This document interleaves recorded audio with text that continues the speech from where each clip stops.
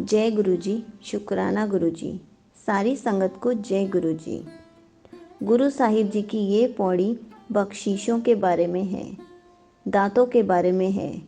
हम रोज़ कितना कुछ अकाल पुरख से प्राप्त करते हैं, सांसें, भोजन, पानी, बेशकीमती चीज़ें, लेकिन क्या हम उन सब चीज़ों को लेकर भी याद करते हैं, उसके दिए हुए का धन्यवाद करते हैं, या उसकी दी हुई दातों का कैसे इस्तेमाल करते हैं?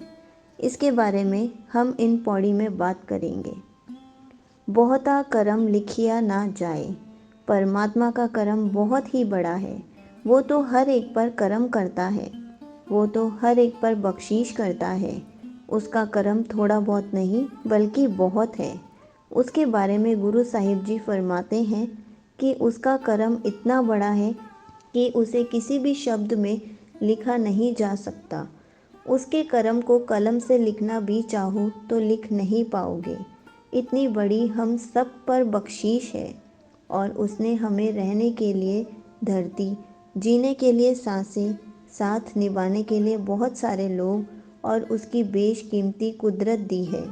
उसके करम तो बहुत है। यहाँ पर एक सवाल पैदा होता है, जैसे एक इंसान जब दूसरे इंसान की मदद करता है, जब कुछ देता है, तो बदले में कोई ना कोई आशा ज़रूर रखता है, चाहे वो प्रशंसा ही क्यों ना हो। तो क्या अकाल पुरख जिसने हमें इतना सब कुछ दिया है, क्या वो भी हमसे कुछ चाहता है? तो गुरु साहिब जी इसके जवाब में फरमाते हैं कि वड्डा दाता तिल ना तमाए। वो दातार जो सबसे बड़ा है, वो जो सबको दाते देने वाला है, उसका करम हम पर बहुत कुछ है। चाहे वो हमें सब कुछ देते हैं, लेकिन वो बदले में कुछ नहीं चाहता। उसके मन में ज़रा सा भी तमाए लालच नहीं है। किस बात का लालच? इस बात का लालच कि मैंने ये सब कुछ दिया। संगत जी, हम किसी को थोड़ा सा दान देकर कितना कुछ कहते हैं कि हमने उसे दान दिया। इंसान के मन में लालच है, लेकिन भगवान के मन में बिल्कुल भी लालच नहीं है। संगत जी, आप खुद सोचो, उसे क्या चाहिए जिसने हमें सब कुछ दिया है? वो तो सबको दातार देने वाला है। दातार प्रभु है। जो बोल सकते हैं उन्हें भी देते हैं, जो नहीं बोलते उन्हें भी देते हैं। लेकिन उनके मन में थोड़ा सा भी, ज़रा सा भी, तिल मात्र भी लालच नहीं है कि मैं ये दे रहा हूँ।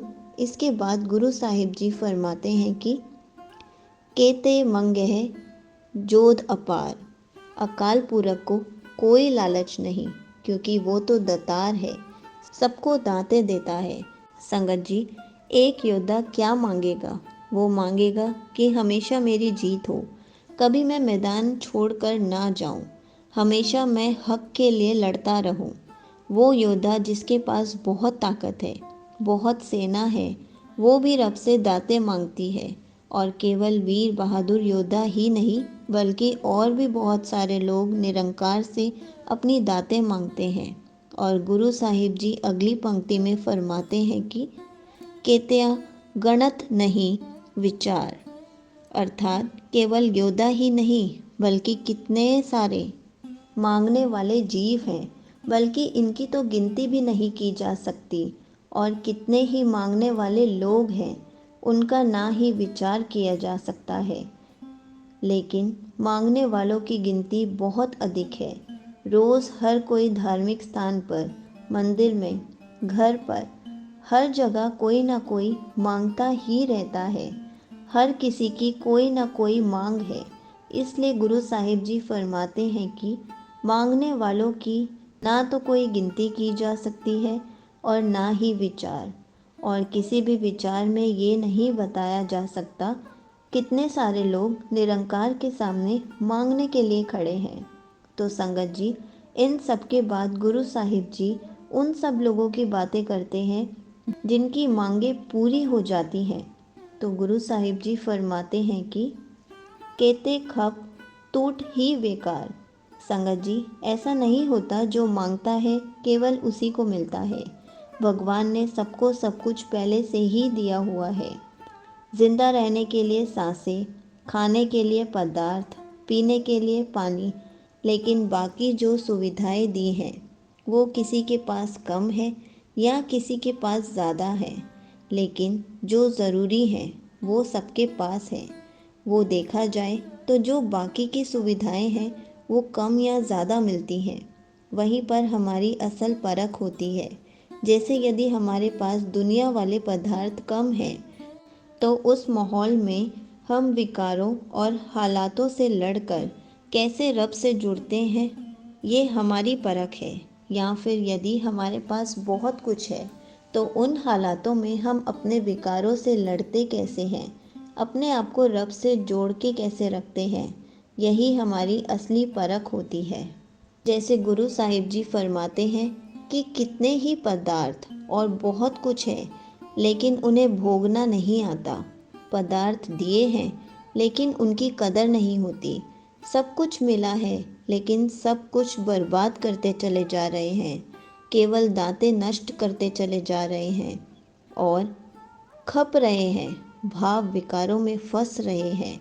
संगत जी, जब कुछ ना हो तो कहते हैं सब मिल जाए, पर जब कुछ मिल जाता है तो हम उसकी कदर नहीं करते। ऐसे ही हम मिले हुए की बेकदरी करने वाले हैं, खप खप कर मारने वाले हैं। इसके अलावा कुछ और मांगों के बारे में गुरु साहिब जी फरमाते हैं कि केते ले ले मुकर पा, केते मूर्ख खा ही खा। ऐसे बहुत लोग हैं जो बहुत कुछ खाते रहते हैं लेकिन वो कभी रब का शुक्र नहीं करते। ऐसे मूर्ख भी हैं संगत जी, जैसे पहली पंक्ति में समझाया था कि रब को किसी भी चीज़ का कोई लालच नहीं, परंतु शुक्र करना, धन्यवाद करना ये एक कला है, एक हुनर है जिससे मन में विनम्रता आती है। आज हर कोई बच्चों को सिखाता है कैसे बोलना है, कैसे चलना है, कैसे मिलना है। ऐसे ही धन्यवाद भी करना सिखाया जाता है कि हर छोटी से छोटी चीज़ के लिए, मदद करने के लिए धन्यवाद करना चाहिए। ऐसे करने से कोई छोटा या बड़ा नहीं हो जाता, बल्कि समझ में अच्छाई बड़ी है। इंसान प्रोत्साहित होता है, खुश होता है, विनम्र होता है, भाईचारा बढ़ता है। जब हम रब के दिए हुए को शुक्र करते हैं तो हम ना केवल विनम्र होते हैं बल्कि जो कुछ हमारे पास है उसकी कदर करना भी सीख जाते हैं। पर गुरु साहिब जी फरमाते हैं कि ऐसे बहुत हैं जिन्हें सब मिला है, सब खाते भी हैं, पर वो सब खा पी कर भी, सब पदार्थ ले लेकर भी मुकर जाते हैं।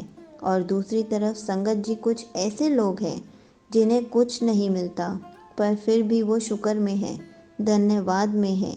जैसे गुरु साहिब जी फरमाते हैं कि केत्या दुख भूख सदमार ए भी दात तेरी दातार।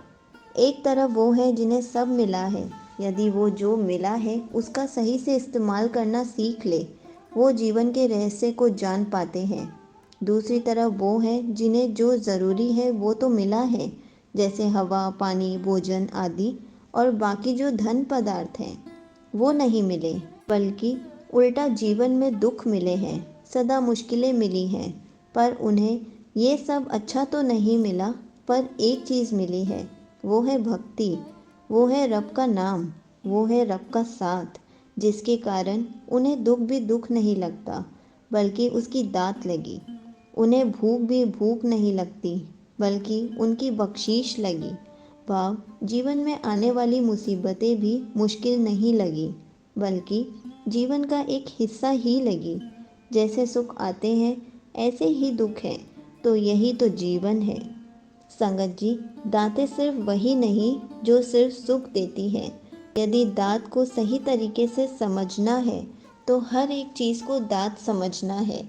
जैसे कि गुरु साहिब जी इस पंक्ति में समझाते हैं कि कईयों को दुख और भूख की मार सदा ही पड़ती रहती है, सदा ऐसे हालातों में रहते हैं कि उन्हें भूख और दुख मिलता है।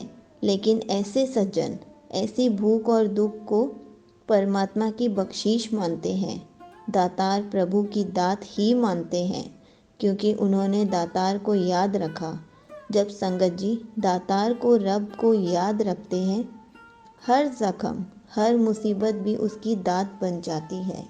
भाव वो हमारे जीवन को और खूबसूरत बना देती है और परमात्मा के नज़दीक कर देती है। इसके बाद गुरु साहिब जी फरमाते हैं कि बंद खलासी भाणे होए, होर आँख ना सके कोए। संगत जी, जिससे समझ आ जाए दात केवल पदार्थ ही नहीं होती। जैसे गुरु साहिबान के ऊपर भी जब जब कोई मुसीबत आई, गुरु साहिब जी ने उससे मुसीबत नहीं कहा। गुरु साहिब जी को जब तख्ती पर बिठाया तो गुरु साहिब जी ने ये नहीं कहा कि ये कोई मुसीबत है। गुरु साहिब जी ने फरमाया कि ये भी उसका कोई हुक्म है, ये भी उसकी दात है, ये भी उसका पाना है और तेरा पाना मीठा लागे। तो संगत जी, जिस पाने की हुक्म की समझ आ जाए वो फिर बंद भाव बंधनों से बुरे जीवनों को आज़ाद हो जाते हैं। उसके बंधनों से हलसी हो जाती है। और एक बात जो दूसरी पंक्ति में है कि ईश्वर की आज्ञा में रहने के अतिरिक्त माया के मोह से छुटकारा पाने की अन्य विधि कोई नहीं बता सकता, क्योंकि इसके अलावा बंधनों से छूटने की विधि कोई है भी नहीं। संगत जी, यदि कोई कहे कि मैं आपको किसी और तरीके से बंधनों से आज़ाद करा दूंगा, तो वो केवल हमें गुमराह कर रहा है। सही राह है उसके हुक्म को समझना। जो हुक्म समझ में आ जाए तो दुख भी उसकी दात लगती है और सुख भी। इसके बाद गुरु साहिब जी फरमाते हैं कि जे को खायक आखण पाए, ओह जाने जेतिया मुँह खाए। यदि कोई ये कहे कि हुक्म के अलावा मोक्ष प्राप्त करने को कोई रास्ता भी है, ये बंधनों से छूटने का कोई और रास्ता भी है, आनंद में रहने का हुक्म का कोई और रास्ता भी है, तो जो भी ऐसा कहेगा उसको मुंह की खानी पड़ेगी। भाव जो ये कहते हैं माया से छूटने के लिए, विकारों से दूर होने के लिए कोई दूसरा रास्ता है, तो उसे अंत में बहुत पछताना पड़ेगा, क्योंकि उसने राह ही गलत चुनी है, उसे और अंधेरे में धकेल देगी। तो गुरु साहिब जी फरमाते हैं कि ईश्वर की आज्ञा भाव हुक्म में रहने की, माया के बंधनों से छुटकारा पाने की कोई अन्य विधि नहीं है। जो बताता है कि विधि है तो उसे मुंह की खानी पड़ती है, उसे बहुत शर्म उठानी पड़ती है। आप पे जाने आप पे दे, आंखें से भी के। संगत जी, सबको सारी बातें समझाने के बाद कि अकाल पुरख देता है, हर कोई उसी से मांगता है। कोई खाता है तो कोई मुकर जाता है। किसी को प्रभु की दात का शुक्र करना आता है, किसी को नहीं आता। और गुरु साहिब जी फरमाते हैं कि ऐसा नहीं कि सब ही ना शुक्रे होते हैं। ऐसे अनेकों लोग हैं जो ये बात भी कहते हैं। क्या कहते हैं? वो कहते हैं कि परमात्मा संसार के समस्त प्राणियों की ज़रूरतों को जानता भी है और उन्हें स्वयं दातें प्रदान भी करता है। खुद हमारे बोलने से पहले ही हमारी बात को पूरा भी कर देता है और उसकी दी हुई हर एक दात को, हर एक बख्शीश को बार बार हमें प्रणाम करना चाहिए, उसका शुक्र करना चाहिए। जिस नौ बख्शे सिफत सलाह, नानक पातशाह। संगत जी, जिसे धन दौलत मिली है वो ही धनवान नहीं होता, सुखी नहीं होता। सुखी वो होता है जिसे हुक्म की समझ आ जाए, जिसे पता लग जाए कि जो भी कुछ जीवन में हो रहा है उसके पीछे हुक्म है और उसी हुक्म के कारण ही जीवन में सुख दुख आते हैं। जब भी सुख दुख जीवन में आए तो हमें सदा रब से जुड़े रहना है। जो इस बात को भाव हुक्म को पाने को समझ लेता है, असल में वो ही धनवान है, वही बादशाह है। गुरु साहिब जी फरमाते हैं कि ईश्वर सबको सब कुछ देता है, पर जिसको प्रसन्न होकर उस स्तुति को गाने की शक्ति प्रदान करते हैं, जिसे सिर्फ सलाह प्रदान करते हैं, हे नानक, वो बादशाहों का बादशाह हो जाता है, अर्थात उसे उत्तम पद प्रदान हो जाता है। तो संगत जी, बादशाह वो नहीं जिसे पद दिया, बल्कि वो है जिसे प्रभु के नाम का धन दिया। दात सबसे बड़ी दात है और ऐसी दात पाने वाला ही असल बादशाह है। मैं ऐसे छोटे छोटे शब्द हिंदी मीनिंग के साथ वीडियो बनाकर डालूंगी। ये एक ओंकार जपजी साहिब का पार्ट 26 था। पार्ट 27 के लिए नेक्स्ट वीडियो के लिए वेट कीजिए। जय गुरु जी। शुक्राना गुरु जी।